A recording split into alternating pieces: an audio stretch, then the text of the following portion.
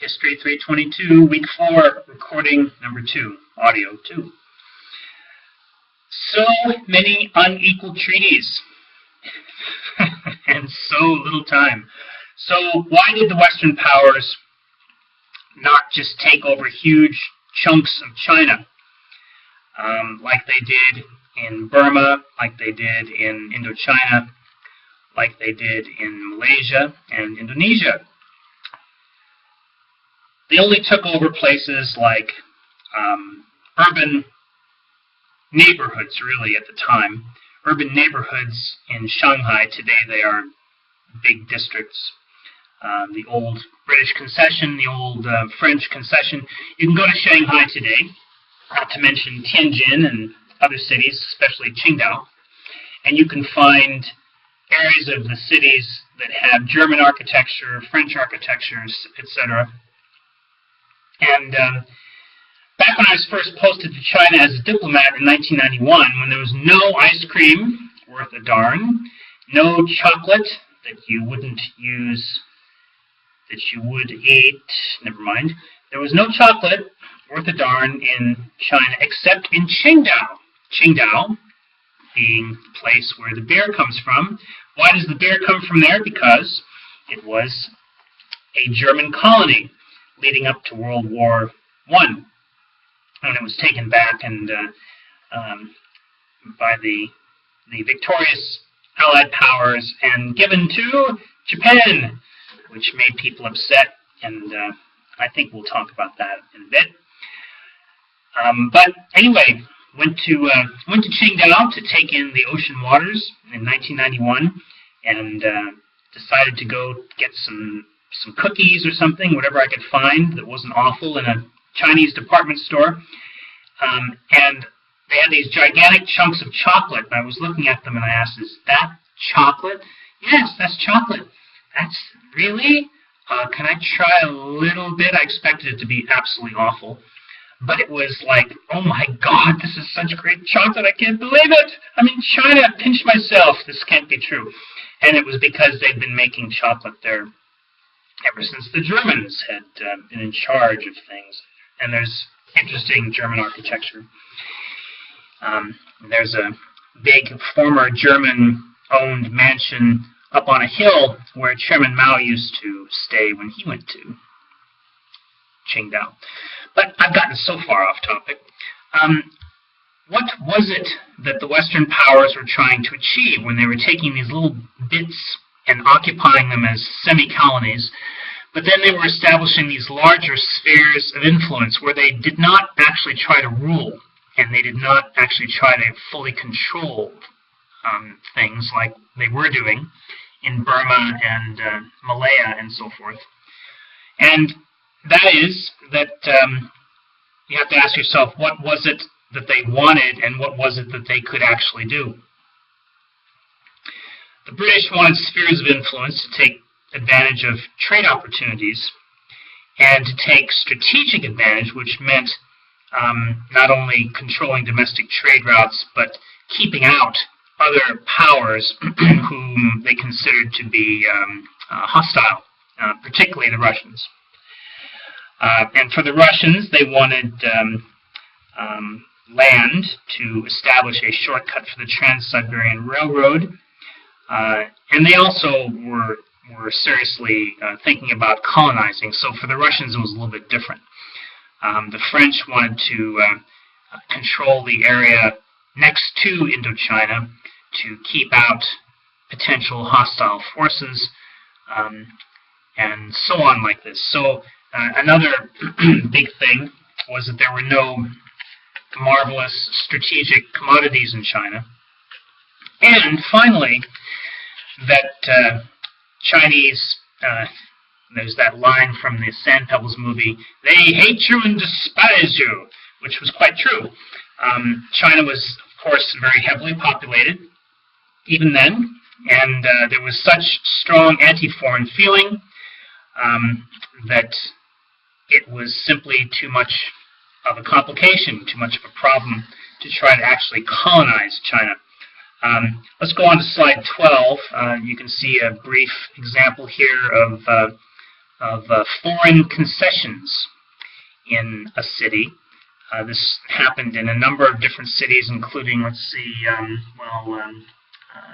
not really Peking, but Shanghai certainly, Wuhan, Qingdao, Tianjin, and I can't think of another one. I have a feeling that there must have been one or two more. So these were safe havens, is what they were. You send people over to China to do work for whatever company, or to do work for the British government, and of course they want to take their families with them. They have to have a safe place to live, where they can also hire local Chinese help. And so these were headquarters for foreign activity. And there were many places that were fenced off and where Chinese were not allowed in unless they worked there.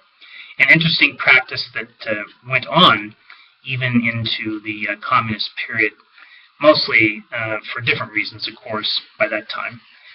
Before, it was to keep Chinese away from foreigners so that foreigners wouldn't have to mix with them, so that the wife wouldn't have to put up with Chinese that were not actually employed in the area.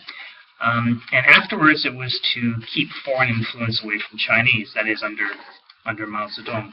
Going on to slide 13. So here is another map now showing another city. This is the city that had the biggest foreign concessions. The international settlement, so-called, was really the British concession. There's the French concession as well, and which is in the southwest there, the southwest colored in area, where it says 1899, and then there's the Japanese concession as well, 1863 thing there you see under the words international settlement, and then the area to the north of it. So you can go to Shanghai, for example, now and see all that architecture I was telling you about. So for the Chinese, there were employment opportunities. There was also an opportunity to spy, because Shanghai especially became a center for espionage in later decades, especially for the Soviet Comintern, the Russian Comintern, and afterwards for Soviet military intelligence as we got into the 1920s and 1930s. They took advantage of this phenomenon of foreign concessions, and it's an advantage, it was a sort of a place where if you were white, you could basically get away with anything. And this privilege of whiteness actually carried over to the present day in China. Up until very recently, there's been an almost immunity that goes along with being white. You can walk in anywhere. This is less so in the last few years, and it's an interesting change that's occurring. But anyway, these concessions were out of bounds for Chinese police of the time, including after Chiang Kai-shek came to power after 1927, which we'll talk about after a bit, and in the next week or the week after. And his police couldn't enter, and it was only later on that his police began to cooperate with the British and the French in order to track down communists, but at first it wasn't the case. It was sort of neutral territory. Going on to slide 14. So the Japanese had much bigger ambitions in China, because after all, they were right next door. And unlike the Russians, who were also right next door, there was a short logistical tail, T-A-I-L, logistical tail, as people like to say. It didn't take much to ship troops and weapons from Japan to the Chinese mainland, compared to all of the trouble and difficulty of shipping troops and weapons from Western Russia, where they were concentrated, where they were made, where they came from, all the way out across Siberia to the Chinese border, even though this was all Russian territory. The Russians were simply farther away, and this was one of the reasons why the Russians lost to the Japanese in 1904-05 during that war. Japanese leaders were foiled at first in 1895 by this triple intervention, as it was called, after they won their war against China in 1894-95. They took over Liaoning province, which is rather large in the northeast there, and these three powers intervened and told the Japanese, "We're not going to let you do that." Of course, this is before the Japanese were before the Japanese defeated the Russians 10 years later. There's a brief treatment by Westad of this, and there's more on the web if you want to read about it. It's an interesting problem. It's also a good description of this that gives it significance. Would also be a good extra credit paper topic. Going on to slide 15. So eventually the Russians took over Liaoning after this triple intervention, and this was one of the things that led to the Russo-Japanese War. And in these last years of the Qing dynasty, you'll remember from the readings that the Qing dynasty lasted until when? Until 1911 or 1912, depending on how you measure it. In these last years, there was a bit of a feeding frenzy. Other people don't say this, just me. So it's not a good scholarly term. But anyway, of all the powers, only Japan was destined to take over huge chunks of China. Again, because they were closer in.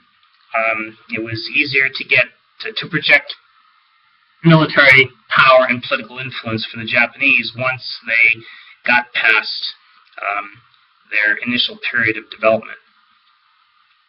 So, taken together, when we learn also, as we will, that the Japanese were seriously overextended in China during World War II, and that France tried invading southwest China, but they couldn't quite pull it off. The Chinese drove them back. This was in 1885. Taken together, do these factors indicate anything to you? Why was it that other foreign powers did not take over entire provinces in China, administering and exploiting them as the French did in Indochina? I hope that you can address this and other topics in our weekly discussion. Let's go on to slide 16. Not of course, the World War II part, but the part that we've been talking about here, and that is well treated in the readings. So, there was the Taiping Rebellion, a horrific interlude. Over 20 million people died. It was an interlude to these stages of foreign conquest and actually marked the end of one period and the beginning of another. It marked the end of the period when the Qing was actively resisting the British, the French, and others. Their constant acquisition of territory. You may remember from the readings that the Second Opium War, so there were two of them now. The First Opium War was 1839 to 42, and the Second Opium War was 1860. And after this came this Taiping Rebellion that had actually already sort of started. So before this time, the Qing was actively resisting the British and the French and the other powers from the West.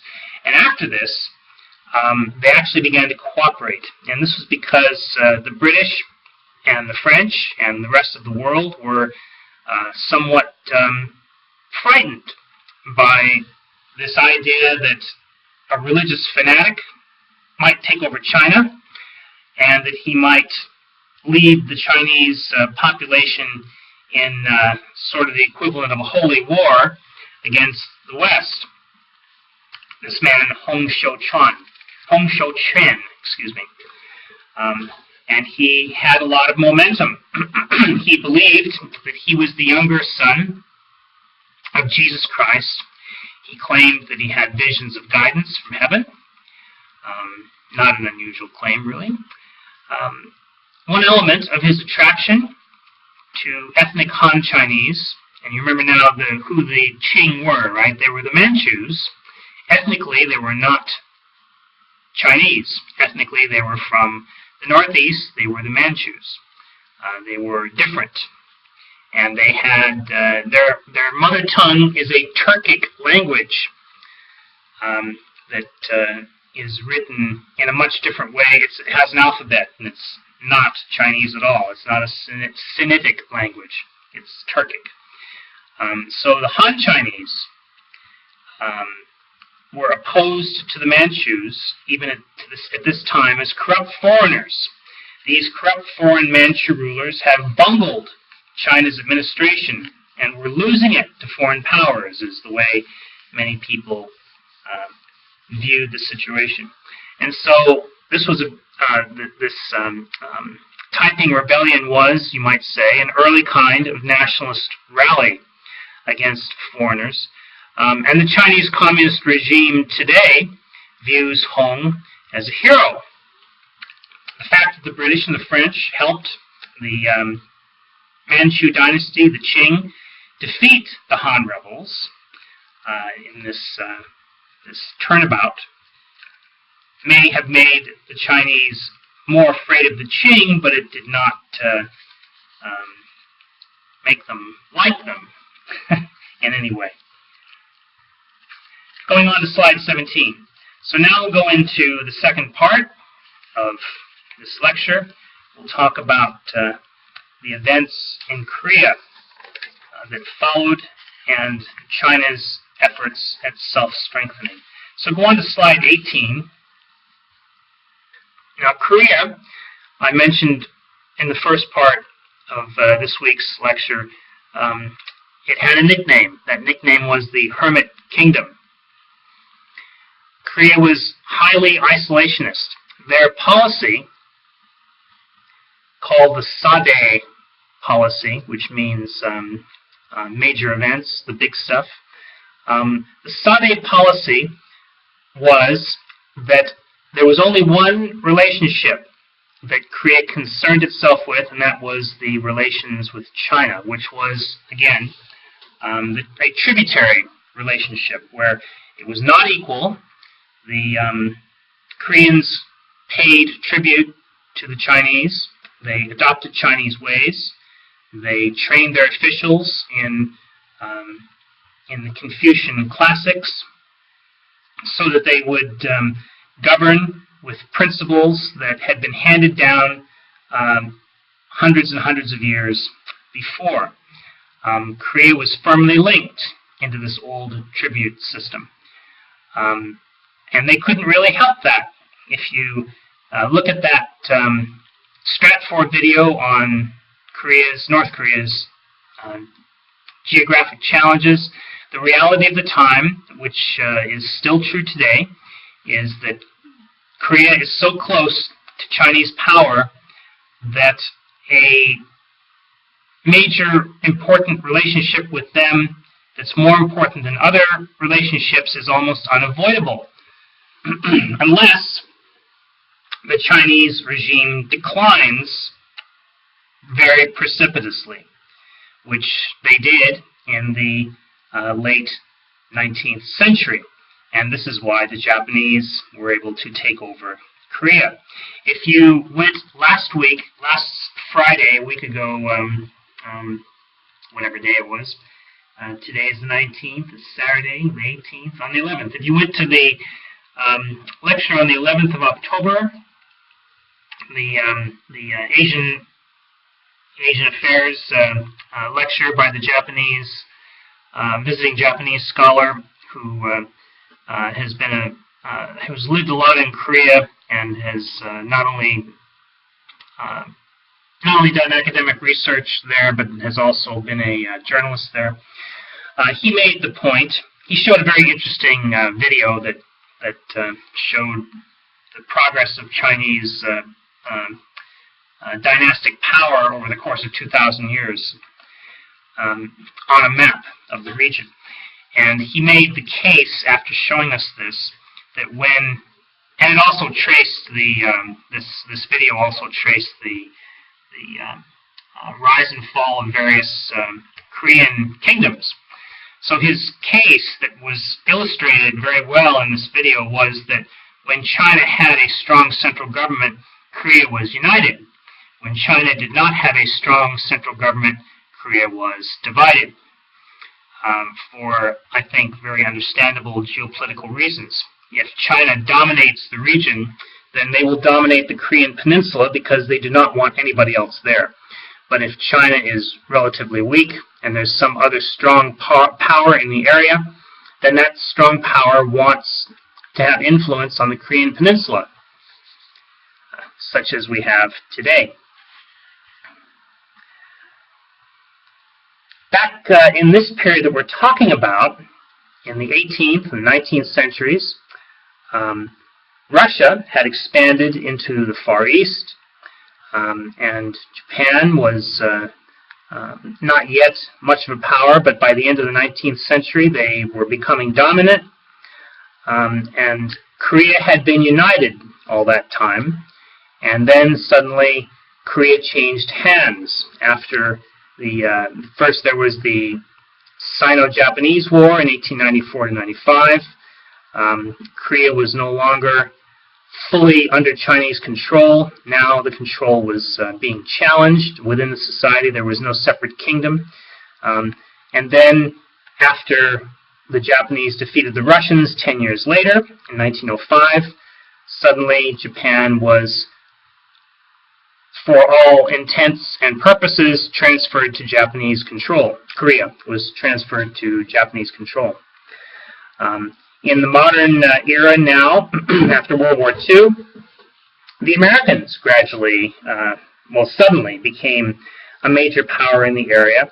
They occupied the southern half of the Korean peninsula. China was not a very strong power at this time.